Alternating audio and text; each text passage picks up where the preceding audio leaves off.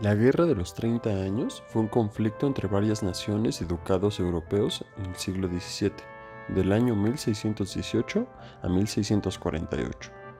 Este inició como un conflicto religioso entre los estados partidarios a la Reforma Protestante, iniciada por Martín Lutero, y los que apoyaban la contrarreforma propuesta por la Iglesia Católica.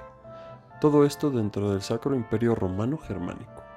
Es indudable que la religión contribuyó a justificar ideológicamente las alianzas y la intervención paulatina de las distintas potencias europeas, convirtiendo el conflicto en una guerra general por gran parte de Europa. Además del motivo religioso, también había una búsqueda de equilibrio político, o incluso alcanzar la hegemonía en el escenario europeo. La paz de Augsburgo es dictada por el rey Carlos V en 1555, la cual consiste en dejar que cada príncipe dentro del imperio decida la religión que se profesa en su territorio, siempre y cuando sea protestante o católica. Guerra de Bohemia. Es un reino dentro del imperio. Al ser un pequeño territorio con religión principalmente protestante, entró en conflicto con su nuevo rey, Fernando II de Austria, que era católico. Fernando, haciendo uso de lo que se dictó en la Paz de Habsburgo, instaura la religión católica en su territorio, obligando así a los nobles de Bohemia a adoptarla. Esta acción generó descontento en la población. El emperador Matías I decidió no entrar en el conflicto, ya que Fernando reclutó un pequeño ejército para combatir a las nacientes campañas rebeldes dentro de Bohemia. En 1619, a la muerte de Fernando I, es electo Fernando II, aumentando el conflicto militar. Él, al tener el apoyo de la milicia de los príncipes católicos del imperio y de los Habsburgo de España. En 1620, con la victoria católica, se interviene en Bohemia y se ejecuta a los nobles insurgentes y a los disidentes de la religión. En 1625 comienza esta etapa, que significa la primera intervención extranjera en la Guerra de los 30 Años. Francia, gobernada por el rey Luis XIII, se compromete a apoyar la nación danesa de manera económica, a cambio que entraran en un conflicto militar con el Sacro Imperio. La intención del rey francés era debilitar el imperio para asegurar la expansión de su territorio, y a su vez los motivos daneses eran la consolidación de su comercio y la expansión de su territorio. En 1626, las tropas danesas son derrotadas y quedan relegadas a un segundo plano hasta el final del conflicto.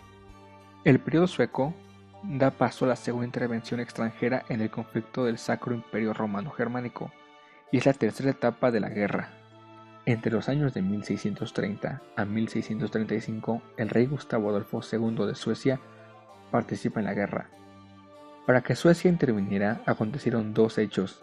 Primero, la existencia de una rivalidad comercial entre Suecia y Alemania. Y segundo, la diplomacia de Richelieu, ministro de Francia, que impulsó a Suecia a declarar la guerra a Alemania, con el fin de debilitar el poderío del emperador. A cambio, Suecia recibía dinero y control de los mares, esto años antes de que Francia entrara en el conflicto. La campaña de Gustavo Adolfo en el norte y el centro de Alemania fue brillante. Primero venció al ejército de Tilly cerca de Leipzig, después al famoso Welsing en la batalla de Lutzen. En sus campañas militares, Suecia logró recuperar el territorio de Dinamarca y la zona norte alemana.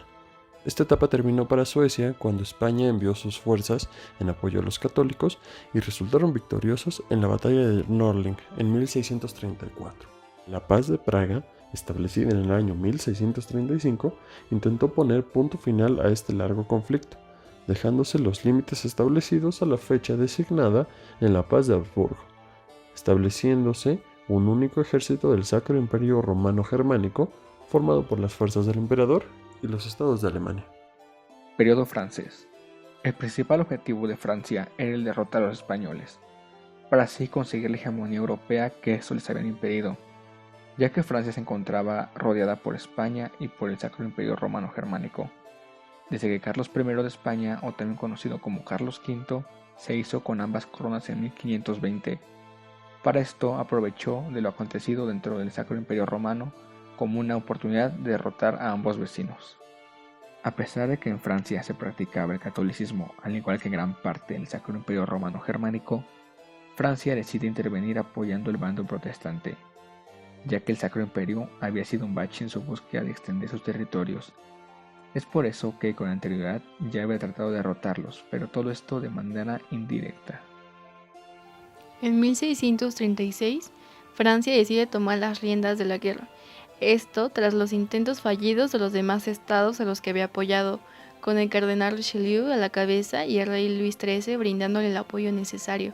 Francia le declara la guerra al Sacro Imperio Romano Germánico. El cardenal Richelieu muere en 1642 y Luis XIII en 1643, por lo que sube al poder su hijo Luis XIV con tan solo 5 años de edad, pero la guerra continuó. En 1647, Francia y Suecia invaden Baviera y fuerzan al emperador a firmar la tregua de Ulm entre representantes de la Liga Católica y la Unión Protestante, para así renunciar a la alianza que tenían con el Sacro Imperio Romano Germánico.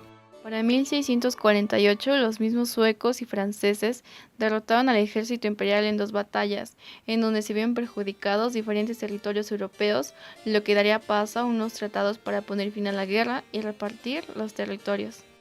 La Paz de Westfalia fue una serie de 2 tratados firmados en Osnabrück y Münster, Alemania, para dar paso a la paz y dar por finalizada las guerras tanto la de los 30 años como la de los 80 años entre España y los Países Bajos. Fue firmada por los principales participantes, dejando afuera algunos países y ducados.